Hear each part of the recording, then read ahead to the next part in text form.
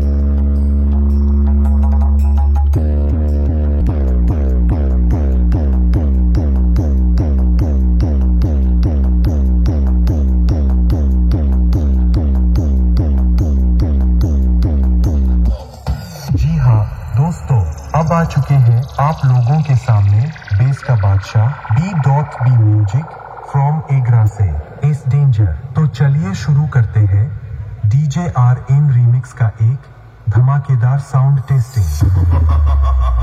Now feel the bass.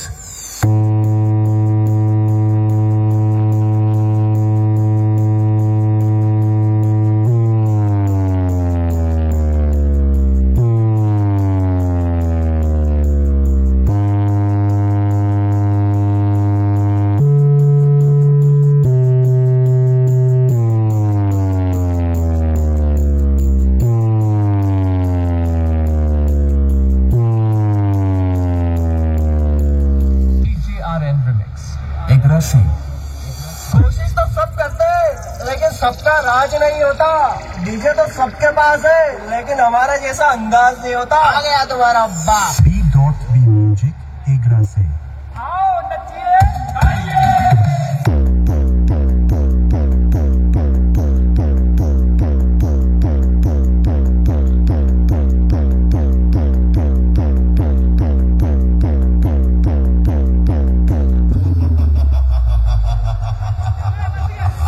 DJRN Remix.